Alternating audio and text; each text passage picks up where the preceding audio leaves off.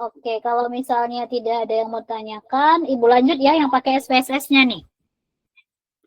Nah, Ibu buka dulu. Ini tadi Ibu buka pas di kelas sebelah. Ya.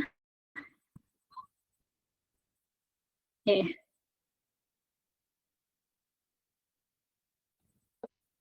Ini teman-teman sudah apa namanya? Sudah ada hasil dari prodinya. Judul yang di ACC udah ada? Kemarin katanya kan belum ya. Ini masih belum juga. Belum, Bu. Belum ya. Harap bersabar ya, ini ujian ya. Mungkin apa namanya di prodi mungkin sangat banyak sekali ya Mas. Berapa jumlah total mahasiswa semester 7 berapa orang? Ada sampai berapa ratus gitu, banyak ya?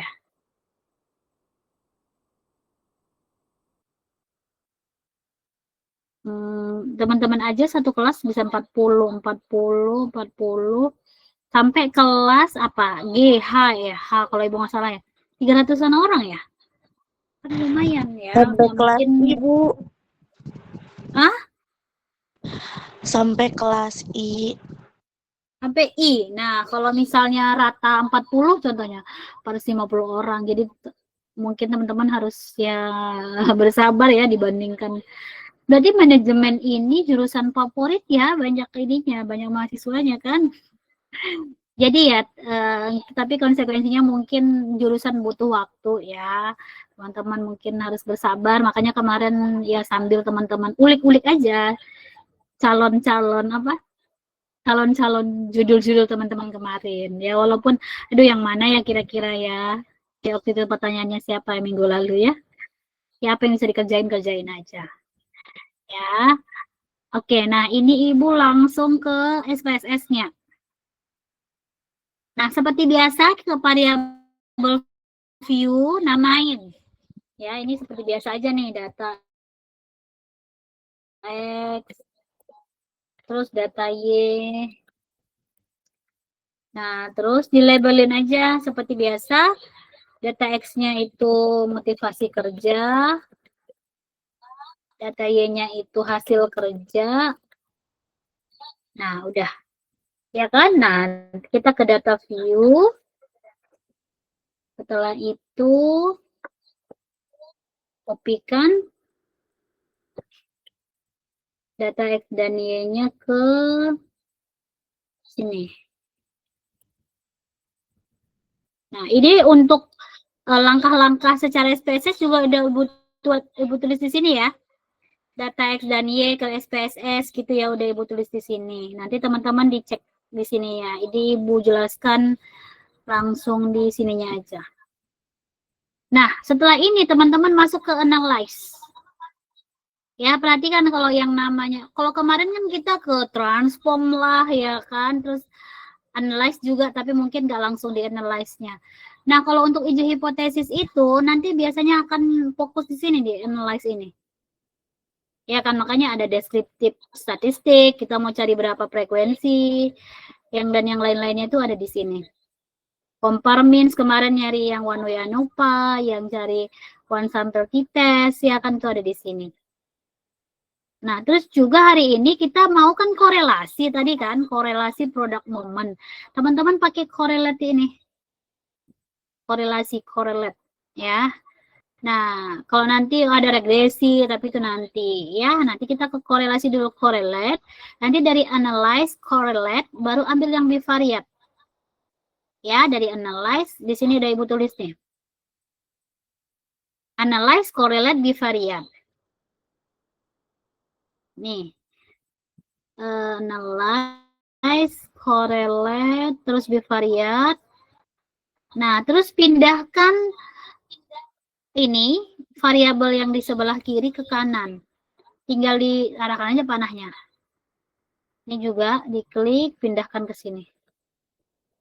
Nah, terus teman-teman itu klik aja yang Pearson, pastikan dia kecentang Pearson, terus yang dia to tail, terus yang ini flag significant correlation. Ya, berarti ini dia flag significant correlation, baru itu oke. Nah,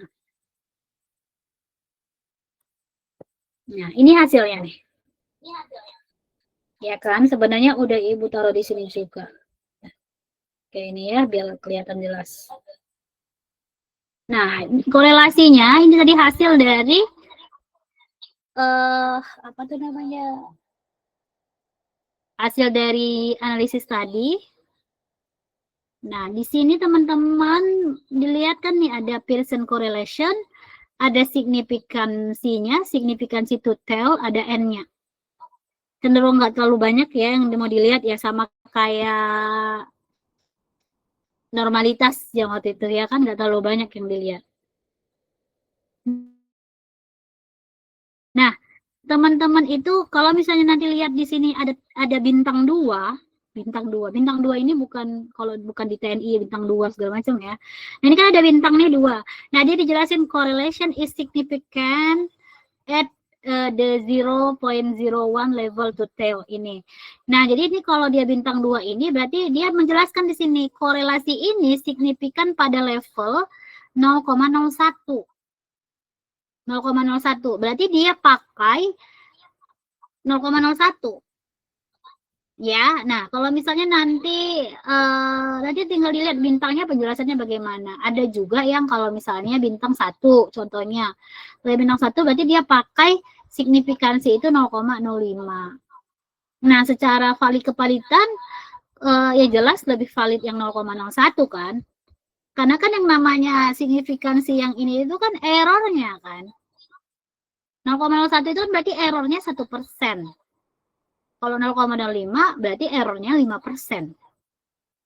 Ya, yang namanya error itu ya lebih baik error yang sedikit kan daripada error yang banyak. Kalau error banyak berarti belum tentu bisa dipercaya hasil penelitiannya.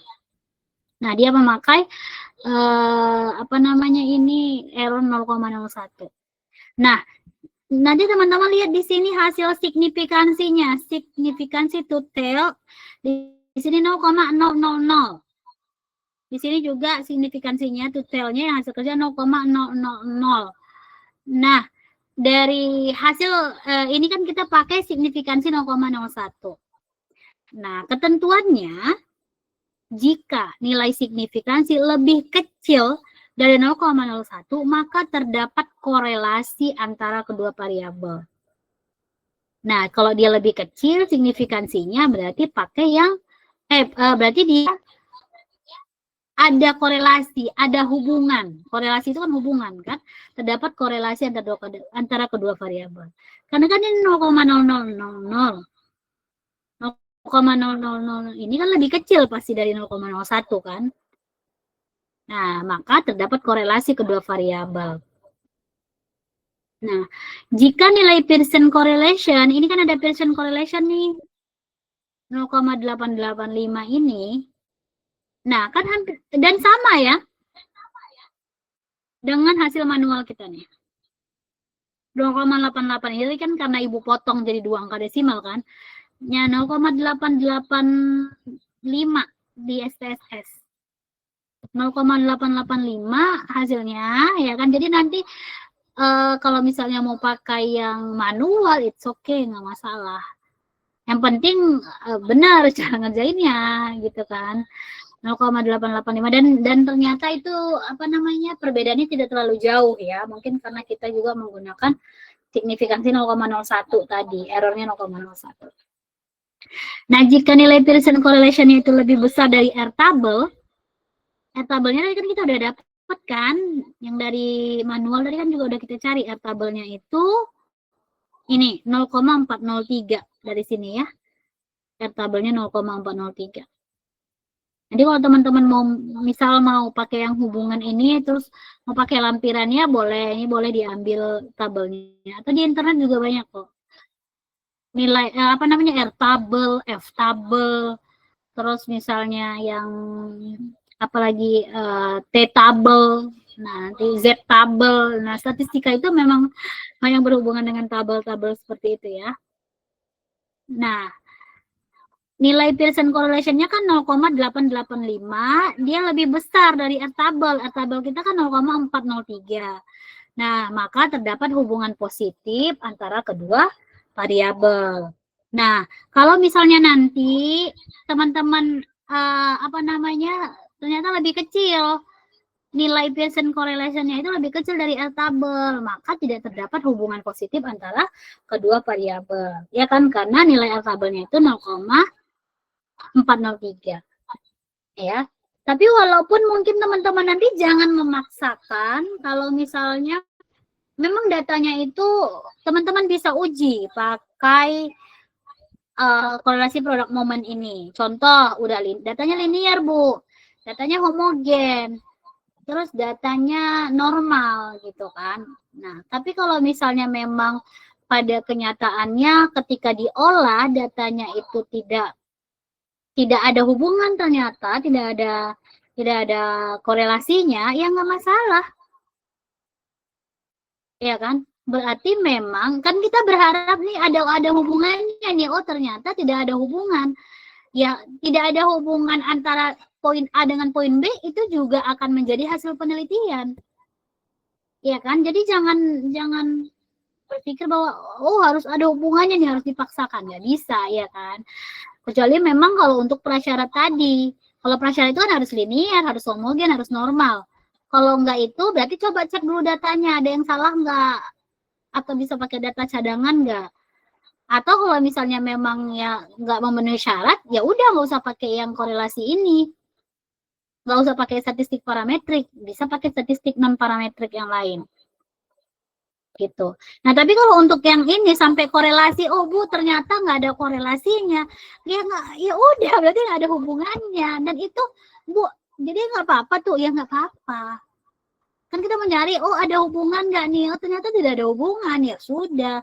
Berarti nggak ada hubungan antara motivasi sama hasil kerja, contoh. Ataupun kalau misalnya ada pun hubungannya, tapi mungkin hubungannya nggak signifikan. Cuman sedikit aja gitu. Ya kan, kalau ini kan motivasi kan lebih ke, mungkin sifatnya lebih ke sikap yang kadang itu kita nggak bisa nilai secara apa namanya ya. Kalau misalnya ada responden yang ngisi angket gitu kan, angket. Kadang tuh mungkin kita nggak bisa juga, dia benar nggak sih ngejawabnya, kan gitu ya. Nah, kadang tuh ya kita berharap yang ngisi angket itu emang benar-benar ngebaca. Takutnya ada yang tuh misal dikasih angket tuh ngasal aja, oh udah sangat setuju gitu kan. Nah itu harapannya juga nggak kita inginkan gitu ya. Itu mungkin bagian dari error juga gitu ya. Nah makanya memang tantangannya mungkin di situ ya kalau misalnya yang melalui angket gitu. Apalagi kalau misalnya pakai apa tuh namanya, kalau sekarang mungkin angketnya udah lebih ke pakai apa namanya, Google Doc, ya kan, Google Doc ya. Kalau sekarang kan mungkin nggak pakai kertas-kertas lagi kan, pakai Google Doc. Nah, itunya kan mungkin dia asal klik. Nah, itu juga harus diperhatikan ya nanti. Makanya memang kalau bisa pun harus ada data cadangan juga dari teman-teman. Oke, nah ini cara untuk mengerjakan dan mencari korelasi produk momen untuk hipotesis asosiatif, mencari hubungan. Ya, jadi kalau misalnya nanti teman-teman ada yang judul penelitiannya itu terkait mencari hubungan antara dua variabel, ya kan, dengan syarat-syarat tadi yang sudah Ibu sampaikan, nanti teman-teman silahkan boleh di-adopt ya. Nanti